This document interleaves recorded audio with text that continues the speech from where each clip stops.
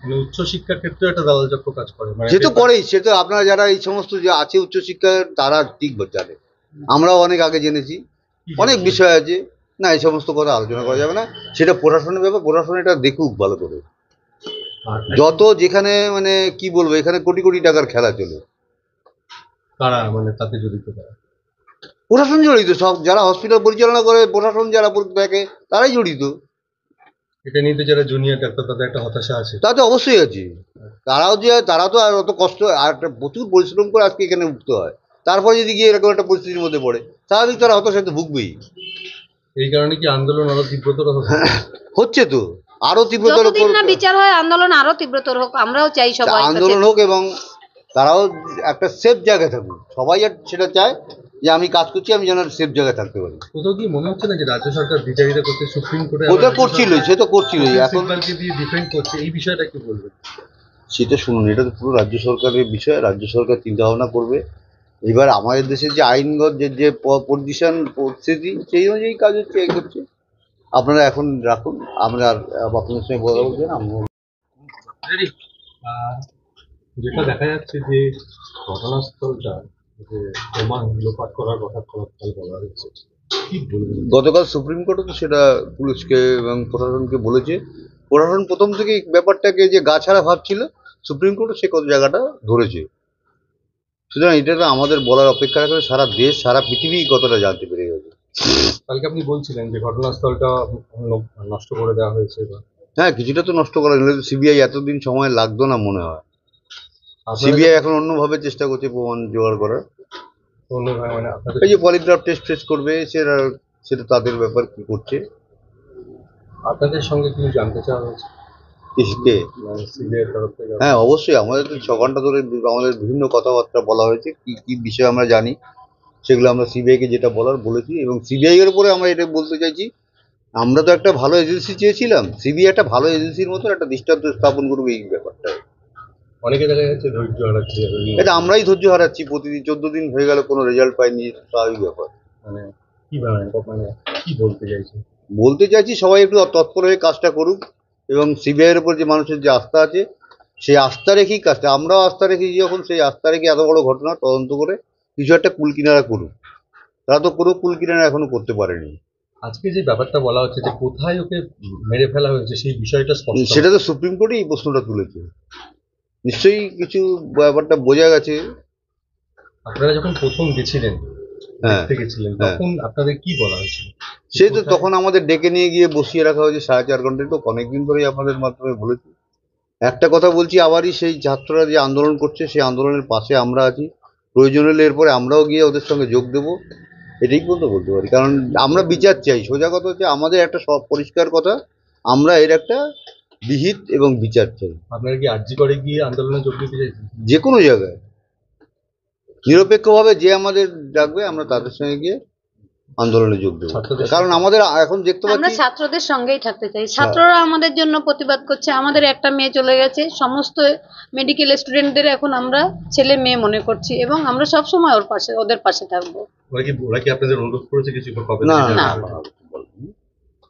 মানে শুনুন, আমাদের মাধ্যম হচ্ছে আপনারা এত সহযোগিতা করছেন, কেউ একটু ভুল ত্রুটি করে ফেলছে, সে ঠিক আছে। আপনারা যে এতটা সহযোগিতা করছেন, এই ব্যাপারটাকে এত দূর যে ছড়িয়ে পড়েছে, আপনাদের জন্যই ছড়িয়ে পড়েছে। এই জন্য আপনাদেরও বারবার ধন্যবাদ জানাই। নৃশংস হত্যাকাণ্ড, অথচ সেই হত্যাকাণ্ডর পর সেখানে অস্বাভাবিক মৃত্যুর মামলা রুজু করা হলো। হ্যাঁ, সে তো সবাই, সুপ্রিম কোর্টও কালকে বলেছে।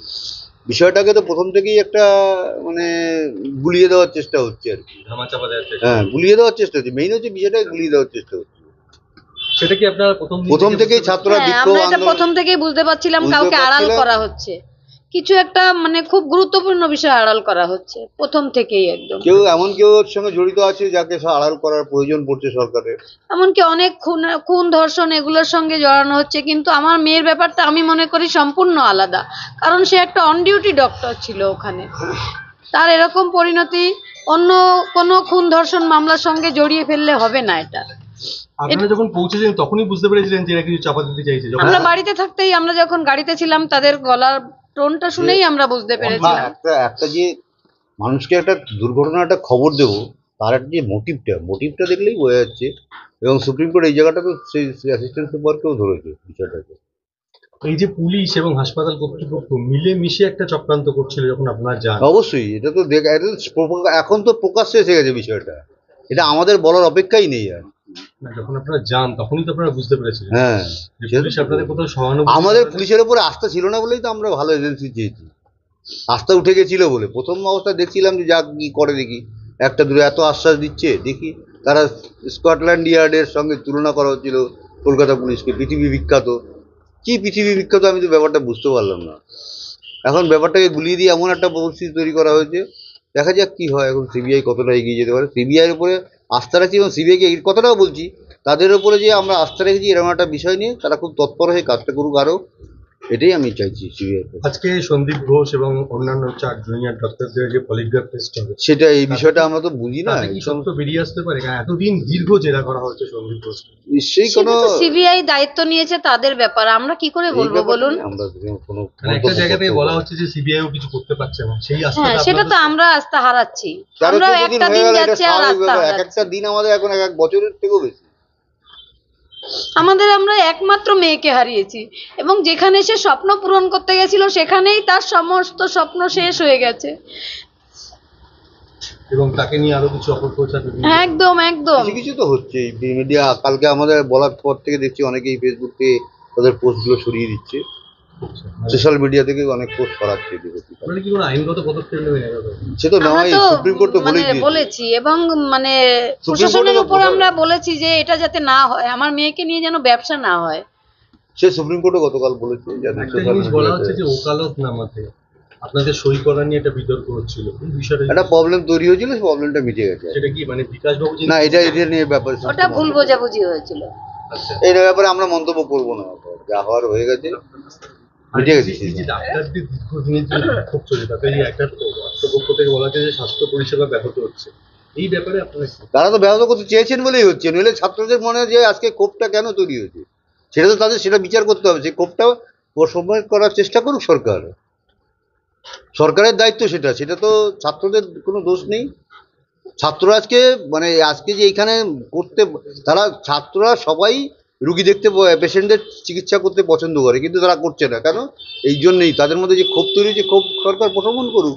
আর এই ক্ষোভ তো দীর্ঘদিনের, মানে আপনার মেয়েও তো এই ক্ষোভের কথা অনেকটা বলেছেন, কিছুটা তো আমাদেরও বলেছে, এটা তো বহুদিনে ওই না এই ধরনের আমরা তো ট্রিটমেন্ট করতে পারছেন খোলসা করে বলেনি এটা আমাদের সঙ্গে। না, উনি একবার বলছিলেন যে ট্রিটমেন্ট করতে কিছু সমস্যা হবে। হ্যাঁ, সে তো হতোই, বড়রা সিনিয়র ডাক্তাররা বাধা দিত, তারপরে বিভিন্ন জায়গাতে পেশেন্টরা এসে সহজে ভর্তি হতে পারতো না, একটা দালাল চক্র ছিল হসপিটালে, আচ্ছা, সেটা তো আপনারা প্রকাশ্যে এখন দেখতেই পাচ্ছেন। মানে উচ্চশিক্ষার ক্ষেত্রে একটা দালাল চক্র কাজ করে, মানে সে তো করেই, সে তো আপনারা যারা এই সমস্ত যে আছে উচ্চশিক্ষার তারা ঠিক